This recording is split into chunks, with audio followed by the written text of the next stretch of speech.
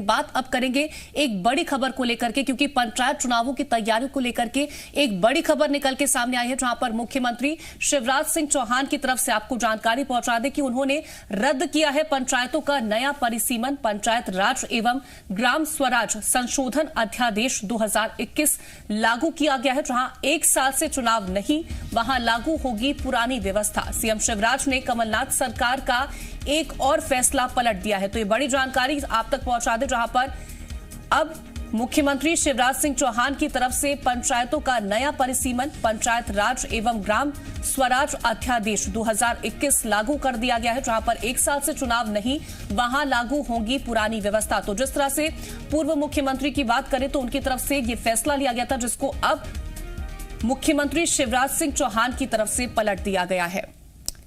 तो शिवराज सरकार ने ये फैसला पलटा है और इससे जाहिर है व्यवस्थाओं पर असर पड़ेगा। शिवराज सरकार ने इसको रद्द कर दिया है और अब जो नया अध्यादेश है वो लागू हो चुका है। तो आकाश, हमारे संवाददाता लगातार हमारे साथ बने हुए हैं। आकाश, जिस तरह का फैसला मुख्यमंत्री की तरफ से लिया गया, जहां पर परिसीमन को भी रद्द कर दिया गया है उनकी तरफ से, क्या कुछ असर दिखेगा इसका?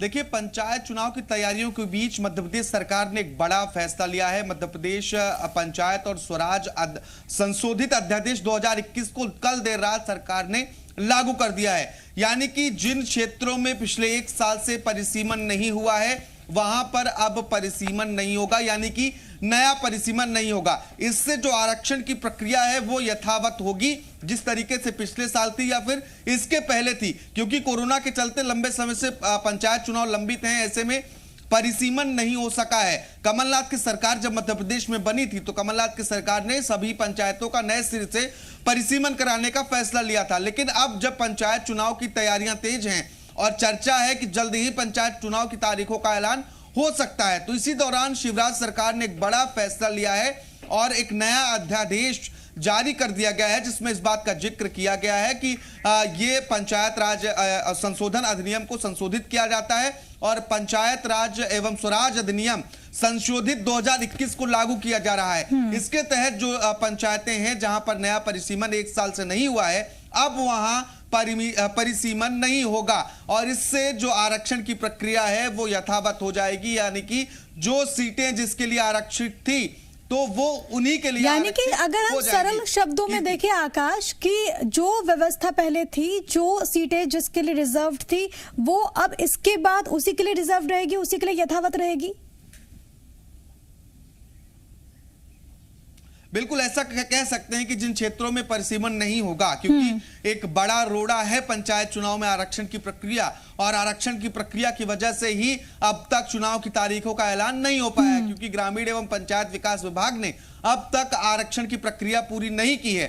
ऐसे में जो अध्यादेश में जिक्र किया गया है कि जिन क्षेत्रों में पिछले एक साल से परिसीमन नहीं हुआ है, वहां आरक्षण की प्रक्रिया यथावत रहेगी। तो ये कहा जा सकता है कि जिन क्षेत्रों का जिक्र किया जा रहा है जहां एक साल से नया परिसीमन नहीं हुआ है, वहां आरक्षण वही रहने वाला है जो पहले। आकाश, इसको इस तरीके से भी समझे, क्योंकि पहले देरी हुई कोविड की वजह से। हालांकि पंचायती राज मंत्री ने भी कहा कि हम जल्द से जल्द चुनाव करवाएंगे, सरकार भी इसको लेकर पक्षधर है, अनौपचारिक चर्चा भी हुई थी। लेकिन सबसे बड़ी बाधा यह थी कि आरक्षण की प्रक्रिया अभी तक संपन्न नहीं हुई।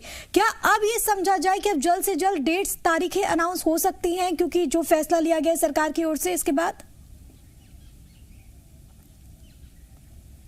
देखिए, निर्वाचन आयोग, मध्य प्रदेश निर्वाचन आयोग और सरकार दोनों ने ही कमर कस लिया और तैयारियां पूरी हैं कि पंचायत चुनाव जल्द से जल्द कराया जाए। ऐसे में आरक्षण प्रक्रिया ये सबसे बड़ी एक सबसे बड़ा रोड़ा था जो यहां पर था मौजूद, और उसी की वजह से तारीखों का ऐलान अब तक नहीं हो पा रहा था। कयास ये थे कि नवंबर के अंत तक तारीखों का ऐलान होगा।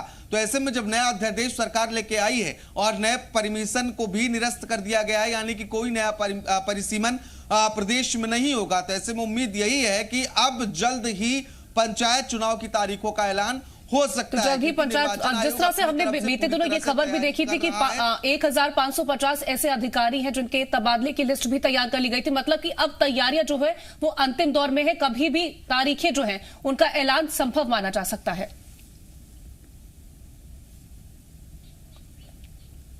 बिल्कुल कीर्ति, देखिए क्योंकि चाहे वो पुलिस अधिकारियों के ट्रांसफर की बात हो या फिर तमाम अन्य अधिकारियों के ट्रांसफर की बात हो, इसको लेकर निर्वाचन आयोग ने पहले ही अपनी नोटिस जारी कर दी थी, गाइडलाइन जारी कर दी थी और पुलिस हेडक्वार्टर से जवाब भी मांगा गया था कि ऐसे जो पुलिस अधिकारी हैं जो 3 साल से एक जगह पर बने हुए हैं उनका ट्रांसफर किया जाए और ये प्रक्रिया अब देखने को भी मिल रही है। कई जिलों से ट्रांसफर हुए, आरक्षक से लेकर एसपी तक।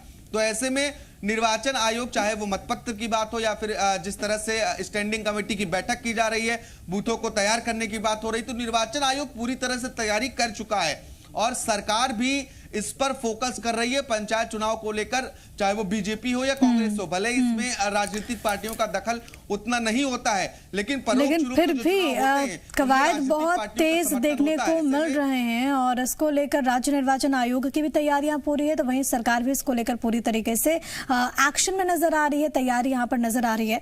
बहुत धन्यवाद आपका आकाश, तमाम बातचीत और जानकारी हम तक पहुंचाने के लिए। तो देखिए, बड़ी खबर यही है कि जल्द से जल्द तारीख है वो सामने आ सकती है, क्योंकि यहाँ पर सरकार की ओर से अध्यादेश लागू कर दिया गया है और आरक्षण की व्यवस्था, क्योंकि पहले जो बाधा आ रही थी वो भी एक तरीके से यहाँ पर दूर नजर आ रही है।